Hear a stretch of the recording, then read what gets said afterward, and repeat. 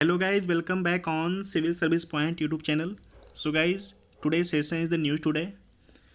Guys ये session से हमारा daily basis current affair analysis रहता है। 1 या 2 दिन के करंट का ये वीडियो रहता है। जो भी करंट इश्यूज आते हैं पीआईबी न्यूज, उनको पूरा समाहित करके ये वीडियो तैयार होता है। सो गाइज, आपको लगता है कि अगर एग्ज़ाम के व्यू से इम्पॉर्टेंट है तो प्लीज़ इसको सब्सक्राइब करिए और अपडेट के लिए जुड़े रहिए, अदरवाइज आप इसको स्किप कर सकते हैं। मंत्रिमंडल द्वारा आकाश मिसाइल प्रणाली के निर्यात को स्वीकृति प्रदान कर दी गई है और निर्यात को त्वरित अनुमोदन हेतु समिति के गठन की अनुशंसा की गई है। सो गाइज, ये पूरा जो पैसेज है ये सिर्फ एक नॉलेज बेस्ड पैसेज है, इसका इम्पोर्टेंट उतना नहीं है। ओके, बस यहाँ पे इतना याद रखना है कि मंत्रिमंडल ने स्वदेशी रूप से विकसित आकाश मिसाइल प्रणाली को मित्र देशों के निर्यात हेतु मंजूरी प्रदान की है। तो 2, 3, 4 अगर ऑप्शन आ जाते हैं तो उसमें से जो स्वदेशी हमारा देश के तकनीक के साथ जो तैयार किया गया मिसाइल है वो हमारा आकाश मिसाइल है। इसके निर्यात के लिए मंजूरी दे दी गई है। ठीक है, ये कदम क्यों उठाया गया है? पहला तो पड़ोसी देशों से हमारा रिश्ता मजबूत होगा, नंबर 1। नंबर 2, यह कदम रक्षा निर्यात के 5 बिलियन अमेरिकी डॉलर के लक्ष्य को प्राप्त करने में सहायता करेगा। ठीक है, सिर्फ 2 लाइन इंपॉर्टेंट है, बाकी चीज़ें बस एक अवेयरनेस के लिए है, सो उतना इम्पोर्टेंट नहीं है। यहाँ पे देख लेते हैं। 25 किलोमीटर की दूरी तक सतह से हवा तक मार करने वाली मिसाइल है। गाइज, ये मस्ट इम्पॉर्टेंट है कि जो आकाश मिसाइल स्वदेशी है जिसका निर्यात के लिए अनुमति दे दी गई है, उसका जो रेंज है वो 25 किलोमीटर का है। ठीक है, और यह सतह से हवा में मार करने वाली मिसाइल है। ठीक है, इस मिसाइल को वर्ष 2014 में भारतीय सशस्त्र बलों और वर्ष 2015 में भारतीय सेना में शामिल किया गया था। आकाश का निर्यात संस्करण वर्तमान में भारतीय वायुसेना में प्रयुक्त संस्करण से भिन्न है। ठीक है, सो गाइज, ये रहा आकाश मिसाइल के बारे में। इसके लिए क्या किया गया है, ये फर्स्ट और सेकेंड और ये 3 चीज़ें इंपॉर्टेंट है। ओके, नेक्स्ट देखते हैं।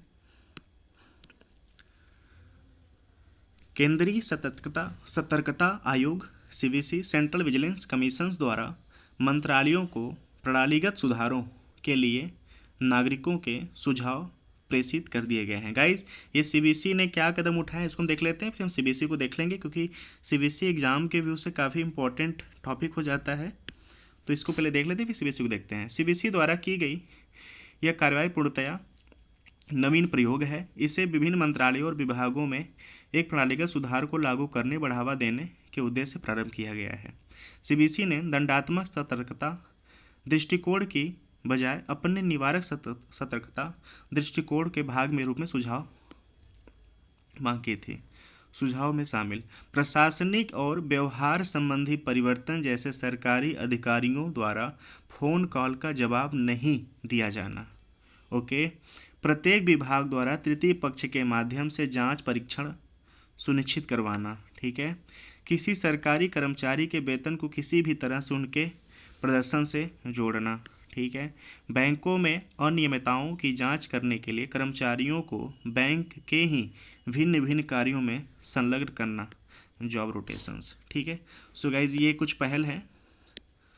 सो एग्ज़ाम के व्यू से ये इनका जो क्रियाकलाप उतना इम्पोर्टेंट नहीं है, बट सीबीसी के बारे में जान लेते हैं कि सीबीसी क्या है। ठीक है, सो गाइज, जो हमारा सेंट्रल विजिलेंस कमीशंस है, केंद्रीय सरकार के अंतर्गत सभी सतर्कता गतिविधियों की निगरानी करता है। साथ ही केंद्रीय सरकारी संगठनों में विभिन्न प्राधिकारियों के उनके सतर्कता कार्यों की योजना बनाने, निष्पादन, समीक्षा करने, सुधार करने के संबंध में सलाह देता है। ठीक है, सीबीसी को सरकार द्वारा फेब 1964 में संथानम समिति की अध्यक्षता वाली भ्रष्टाचार निरोधक समिति की सिफारिश पर स्थापित किया गया है। केंद्रीय सतर्कता आयोग अधिनियम 2003 द्वारा इसे सांविधिक दर्जा दिया गया है। सीबीसी किसी मंत्रालय या विभाग के अधीन नहीं है। ओके, यह संसद के प्रति उत्तरदायी होता है। Clear guys? सीबीसी भ्रष्टाचार, कार्यालय के दुरुपयोग से संबंधित शिकायत सुनता है। सीबीसी के पास अपनी शिकायत दर्ज करा सकते हैं कौन कौन? सेंट्रल गवर्नमेंट, लोकपाल, सूचना प्रदाता यानी मुखबिर यानी जो सचेतक होते हैं। ठीक है,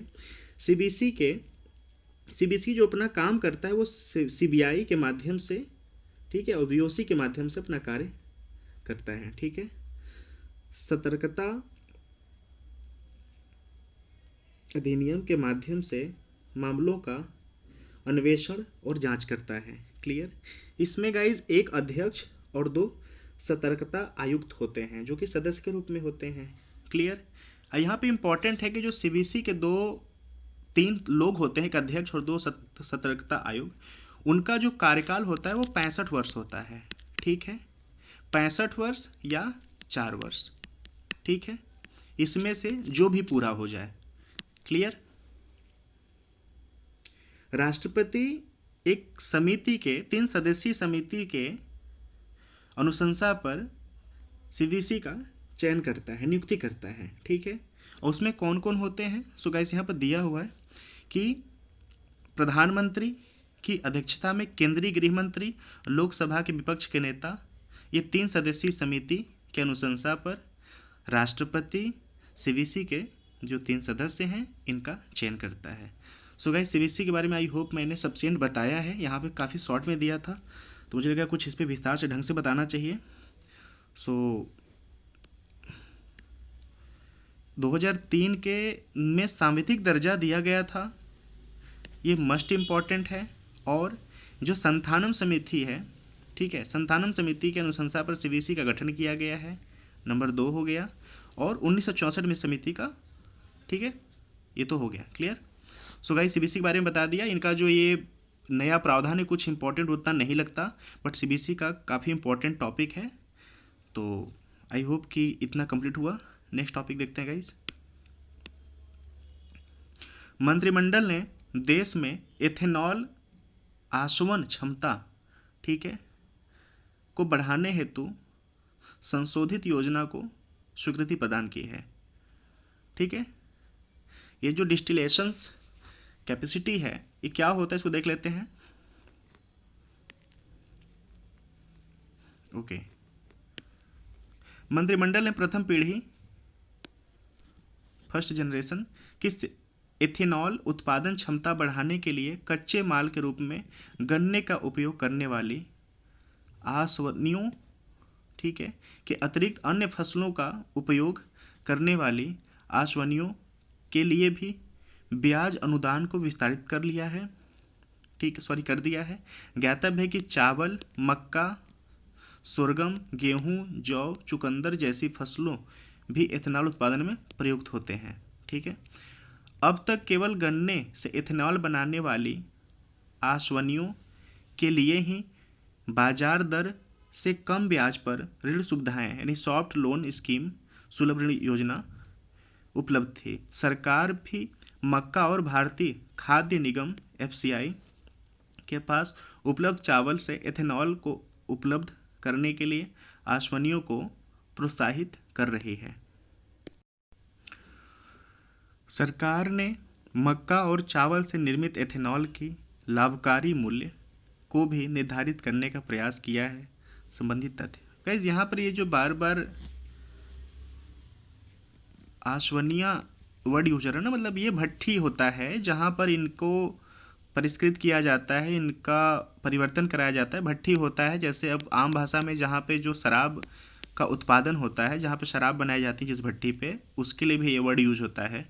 ठीक है, तो आप यहाँ पे बस इतना जानिए कि ऐसा जगह, ऐसी भट्ठी जहाँ पर कि ये जो मक्का है या गन्ना है, ये भट्टी पर मतलब जिसको मतलब जहाँ पर एथेनॉल परिवर्तन किया जाता है, क्योंकि शराब कहना सही नहीं होगा, तो जहाँ पर मतलब गन्ने से एथेनॉल में परिवर्तन कराया जाता है, उस भट्टी को नाम यहाँ पर आसवनिया के नाम से किया गया है। ठीक है, संबंधित तथ्य इससे पेट्रोल में एथेनॉल मिश्रण लक्ष्य को प्राप्त किया जा सकेगा और साथ ही तेल आयात व्यय की बचत की जा सकेगी। सरकार ने पेट्रोल में ईंधन के रूप में एथेनॉल के वर्ष 2022 तक 10%, 2026 तक 15%, 2030 तक 20% तक मिश्रण का लक्ष्य तय किया है। गाइज यहाँ पे इंपॉर्टेंट है, इसको माइंड कर लेना। 2022 तक 10%, 2026 तक 15%, 2030 तक 20% का लक्ष्य है कि पेट्रोल में एथेनॉल मिक्स किया जाएगा। ठीक है। ज्ञातव्य है कि फर्स्ट जनरेशन एथेनॉल उत्पादन में वृद्धि हेतु गन्ने के उत्पादन के लिए अधिक कृषि भूमि की आवश्यकता होगी। ठीक है। वर्ष 2030 तक 11 बिलियन लीटर एथेनॉल उत्पादन के लक्ष्य में गन्ने द्वारा केवल 6 बिलियन लीटर का ही उत्पादन किया जा सकता है। ठीक है। एथेनॉल को एक ऐसे ईंधन के रूप में बढ़ावा दिया जाएगा जो स्वदेशी हो, वह गैर प्रदूषणकारी और वस्तुतः अक्षय या प्रचुर मात्रा में उपलब्ध हो। सम्मिश्रण के स्तर में वृद्धि से वायु प्रदूषण कम होगा और किसानों की आय बढ़ेगी। सो गाइज यहाँ पर एग्ज़ाम के इम्पोर्टेंट व्यू तो वैसा नहीं है, बस ये है कि ये होना चाहिए पता आपको कि 2022 में एथेनॉल का जो मिश्रण है वो 10%, 26 में 15 और 30 में 20 इतना है। ठीक है। और 2030 तक 11 बिलियन लीटर एथेनॉल उत्पादन के लक्ष्य में गन्ने द्वारा 6 बिलियन ही प्राप्त किया जा सकता है। ठीक है। तो एक प्रकार से ये अवेयरनेस पॉइंट था। सो ये देख लेते हैं बायोएथेनॉल का उत्पादन। बायोएथेनॉल का उत्पादन। ओके। फर्स्ट जनरेशन एथेनॉल तकनीकी में कच्चे माल, ठीक है, फीड स्टॉक जैसे अनाज में चावल, गेहूं, जौ, मक्का और ज्वार, गन्ना, चुकंदर आदि का उपयोग किया जाता है। ठीक है। जो हमारा पहला जनरेशन का एथेनॉल तकनीक है उसमें कच्चे माल में अनाज में चावल, गेहूं, जौ, मक्का, ज्वार, गन्ना, चुकंदर आदि इस्तेमाल किया जाता है। जो सेकेंड जनरेशन है हमारा एथेनॉल को बनाने में, बायोएथेनॉल तकनीक में एक फीड स्टॉक के रूप में ग्लिनो सेलुलोसिक बायोमास अर्थात फसल के अवशेषों का उपयोग किया जाता है। गाइस जो हमारा पहला जनरेशन था उसमें अनाज के रूप में चावल, गेहूं, जौ, मक्का, ज्वार, गन्ना, चुकंदर आदि का उपयोग किया जाता था। जो हमारा दूसरा जनरेशन आया उसमें जो हमारे फसल्स हैं, फसल के जो अवशेष होते हैं उनका उपयोग किया जाता है। जो तीसरा जनरेशन है बायो इथेनॉल तकनीक के तहत इथेनॉल उत्पादन हेतु सूक्ष्म शैवालों, ठीक है, का उपयोग किया जाता है। ठीक है। जो माइक्रोलेग यहाँ पर यूज किए जा रहे हैं, ठीक है, काफ़ी इन दोनों के अपेक्षा काफ़ी हाई तकनीक है। जो चौथा जनरेशन है बायोएथेनॉल तकनीक के अंतर्गत अधिक CO2 अभिगृहित करने वाले आनुवंशिक रूप से संशोधित जीवों का उपयोग किया जाता है। उदाहरण के लिए आनुवंशिक रूप से संशोधित गन्ना। इस प्रकार के गन्ने में एथेनॉल के साथ साथ उत्पादन हेतु लिपिड्स की उच्च मात्रा होती है। सो गाइस यहाँ पर देखा पहला जनरेशन जिसमें कि अनाज शुद्ध रूप से यूज किया जाता था, चावल, गेहूँ, मक्का, जौ, गन्ना, चुकंदर आदि। जो सेकेंड जनरेशन है वह बायोएथेनॉल तकनीक में जो फसल होते हैं उनके अवशेष को इस्तेमाल किया जाता है। जो तीसरा है उसमें शैवाल का उपयोग किया जाता है। जो चौथा है, ठीक है, इस चौथा में CO2 अभिगृहित करने वाले आनुवंशिक रूप से संशोधित जीवों का उपयोग किया जाता है। आनुवंशिक रूप से संशोधित गन्ना, इस प्रकार के गन्ने में एथेनॉल के साथ साथ उत्पादन हेतु लिपिड्स का भी उच्च मात्रा होता है। ओके। मंत्रिमंडल ने भारत और भूटान के मध्य वायु अंतरिक्ष में शांतिपूर्ण उपयोग में सहयोग पर समझौता ज्ञापन को मंजूरी प्राप्त किया। बस ये आपको गाइज एक नॉलेज बेस बातें हैं, ठीक है, आप इसको देख लेना। यहाँ पे कुछ वैसा मुझे एग्ज़ाम की व्यू से कुछ ऑब्जेक्टिव नहीं समझ में आ रहा था तो मैं इसको डिस्कस नहीं कर रहा हूँ। सो ये वीडियो को आप पोस्ट करके इसको आप पढ़ सकते हैं। ठीक है। कि मंत्रिमंडल ने भारत और भूटान के मध्य वाह्य अंतरिक्ष के शांतिपूर्ण उपयोग में सहयोग पर समझौता ज्ञापन को मंजूरी प्रदान कर दी है। ठीक है, इसलिए इसको देख लेना। नेक्स्ट टॉपिक देखते हैं हम। आर्थिक मामलों की मंत्रिमंडलीय समिति ने दक्षिण भारत में औद्योगिक गलियारों के नोट्स और उत्तर प्रदेश के लॉजिस्टिक हब को स्वीकृति प्रदान कर दी है। इसको हम देख लेते हैं। यस, आर्थिक मामलों की मंत्रिमंडलीय समिति CCAE ने चेन्नई बेंगलुरु औद्योगिक गलियारे CBIC के तहत आंध्र प्रदेश के कृष्णापट्टनम और कर्नाटक के तुमकुरू में औद्योगिक गलियारा नोट्स के निर्माण को अनुमोदन प्रदान किया है। औद्योगिक गलियारों के भीतर रणनीतिक स्थानों पर औद्योगिक नोट्स के विकसित करने का प्रस्ताव निम्नलिखित उद्देश्यों पर आधारित है। ठीक है, संधारणीय प्लग एंड प्ले, ओके, उपयोग के लिए पूर्णतया तैयार सूचना प्रौद्योगिकी कुशल इकाइयों से युक्त ग्रीनफील्ड औद्योगिक शहरों का निर्माण करना।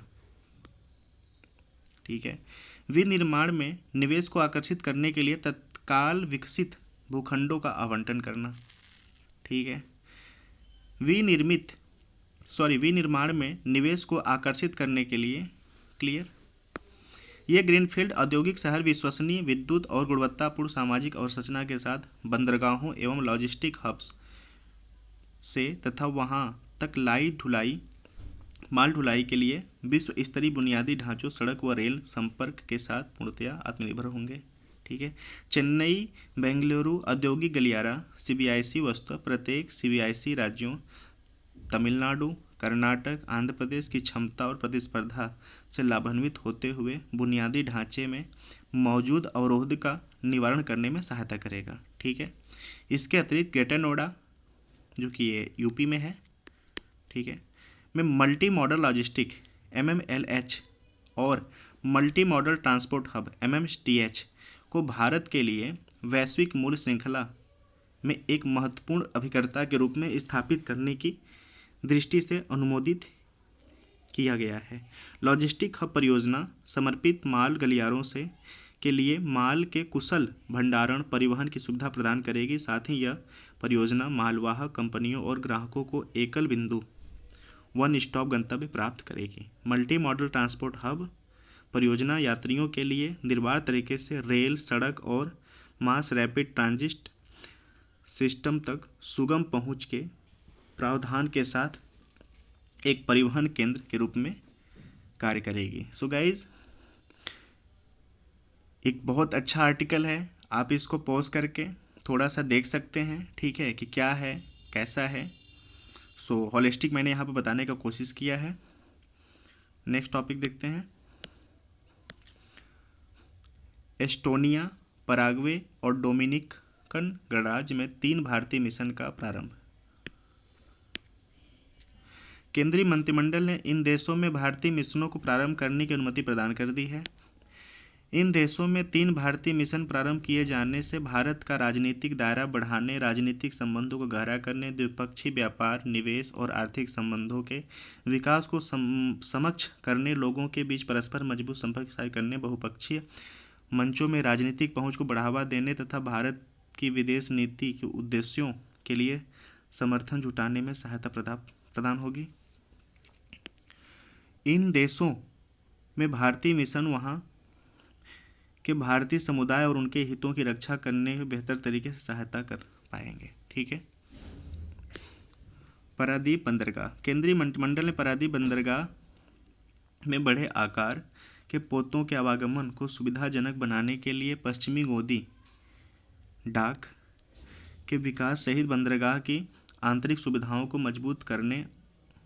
मजबूत और उन्नत बनाने के लिए परियोजनाओं को स्वीकृति प्रदान की है। यह परियोजना बंदरगाह पर कार्यभार को कम करने तथा समुद्री मालवाहक में कमी करने में सहायता प्रदान करेगी। इससे कोयले का आयात सस्ता होगा, साथ ही रोजगार के अवसरों का भी सृजन होगा। ठीक है, उड़ीसा राज्य का पारादीप बंदरगाह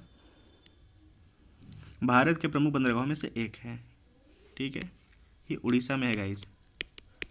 ठीक है, अन्य प्रमुख बंदरगाहों में काडला, Jawaharlal Nehru port trust Mumbai, Mormugao, new Mangalore, Cochin, Kolkata, Visakhapatnam, Ennore, Chennai, Tuticorin सम्मिलित है। ठीक है। इस वर्ष की शुरुआत में केंद्रीय मंत्रिमंडल ने महाराष्ट्र के वधावन में 13वें प्रमुख बंदरगाह की स्थापना के लिए सैद्धांतिक रूप से मंजूरी प्रदान की है। ठीक है। महाराष्ट्र के वधावन में 13वें प्रमुख बंदरगाह की स्थापना। ठीक है। वधावन जो है वो 13वें प्रमुख बंदरगाह के लिए स्थापना के लिए सैद्धांतिक रूप से मंजूरी की गई। कहाँ पे है ये? महाराष्ट्र। ठीक है गाइस, तो इसको मैं अंडरलाइन कर दे रहा हूँ। ठीक।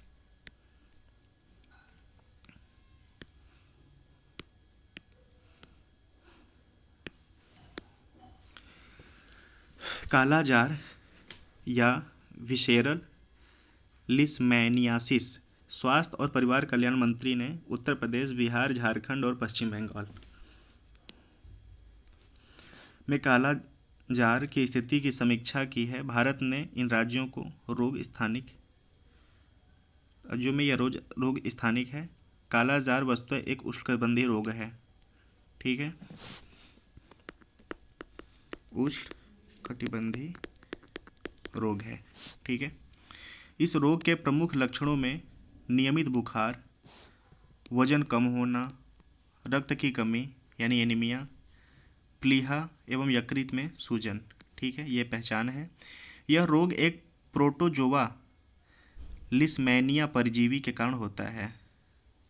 ये इंपॉर्टेंट गाइस, प्लीज इसको कहीं नोट कर लेना। प्रोटोजोआ लिस्मैनिया परजीवी के कारण होता है। यह संक्रमित मादा सैंड फ्लाई यानी बालू मक्खी के काटने से मनुष्यों में प्रसारित होता है। ठीक है। Sand fly. ठीक है गाइस, सैंड फ्लाई ये मधुमक्खी होती है, इसके काटने से ये होता है, मनुष्यों में प्रसारित होता है। मतलब प्रसारित होता है, ये मतलब एक संचार का माध्यम है ये मधुमक्खी, जिसको हम बालू मक्खी भी कहते हैं। विश्व स्वास्थ्य संगठन WHO ने उपेक्षित उष्णकटिबंधीय रोगों, ठीक है, के तहत कालाजार उन्मूलन को सर्वोच्च प्राथमिकता प्रदान की है। ठीक है। सो ये WHO क्या कहता है क्या नहीं कहता, बस अब यहाँ पे इंपॉर्टेंट रखना कि ये जो कालाजार है यहाँ पर एक स्थानिक रोग बन चुका है उत्तर प्रदेश, बिहार, झारखंड और पश्चिम बंगाल में। ये जो सैंड फ्लाई है, बालू मक्खी, इस काटने से मनुष्यों में प्रसारित होता है। ठीक है। इसके लक्षण क्या है? नियमित बुखार, वजन कम होना, एनीमिया और प्लीहा एवं यकृत में सूजन आना। ठीक है। सामाजिक प्रभाव बांड। हाल ही में पिंपरी चिंचवाड़ा नगर निगम ने देश में प्रथम सामाजिक प्रभाव बांड का सह सृजन करने के लिए संयुक्त राष्ट्र विकास कार्यक्रम भारत UNDP यानी UNDP इंडिया के साथ एक समझौता ज्ञापन हस्ताक्षर किए हैं। ये जो CIB है, ठीक है, सामाजिक प्रभाव बांड, ठीक है, न्यूनतम निवेश जोखिम को कम करने, स्थानीय निवासियों के लिए स्वास्थ्य सेवाओं को बेहतर बनाने में, ठीक है, PCMC क्लियर यानी पिंपरी चिंचवाड़ नगर निगम, ठीक है, को सहयोग प्रदान करेगा। ठीक है। CIB क्लियर गाइस यानी सामाजिक प्रभाव बांड सार्वजनिक क्षेत्र या शासी प्राधिकरण के साथ एक अनुबंध है। इसके तहत यह निश्चित परियोजनाओं में बेहतर सामाजिक परिणामों के लिए पूंजी उपलब्ध करवाता है। CIB निवेशकों को परियोजना द्वारा सृजित बचतों से प्रतिलाभ प्रदान करता है। CIB अनुबंध की शुरुआत में ही प्राप्त किए जाने वाले परिणाम आधारित लक्ष्यों को निर्धारित करता है। ठीक है। सो गाइज यहाँ पे CIB क्या है, बस यहाँ पे इतना माइंड करना कि जो CIB है ये UNDP इंडिया के साथ मिलके काम किया जा रहा है। ठीक है। ये कौन कर रहा है? ये पिंपरी चिंचवाड़ा नगर निगम के द्वारा ये कदम उठाया गया है। क्लियर।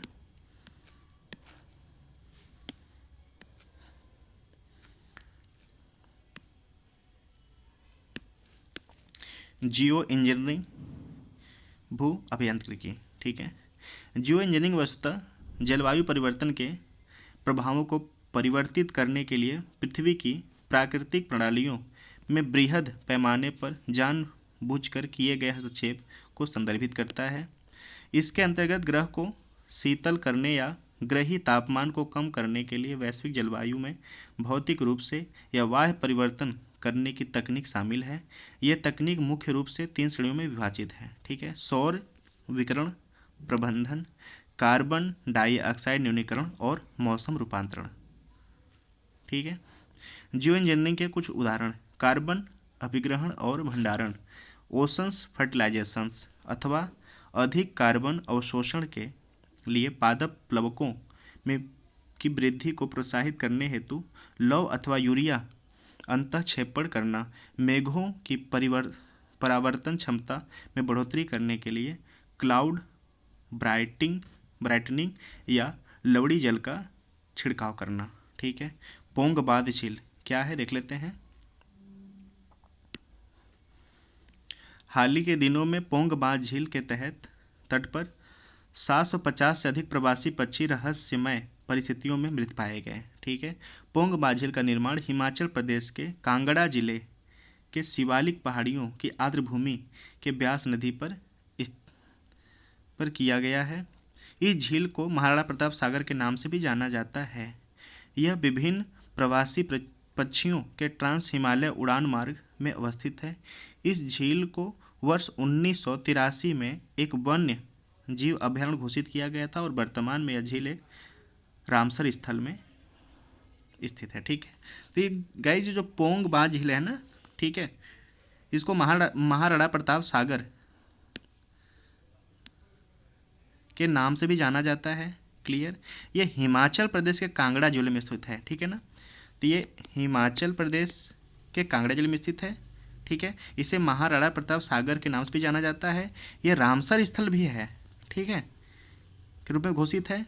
क्लियर, और इसका जो स्थापना है वन्य जीव अभयारण्य के रूप में वो 1983 में हुआ था। सो गाइज आई होप कि आपको अच्छा लगा video. So thanks for watching. अगर वीडियो आपको अच्छा लगता है गाइज तो प्लीज़ चैनल को सब्सक्राइब करिए और अपडेट के लिए जुड़े रहिए। Thank you so much.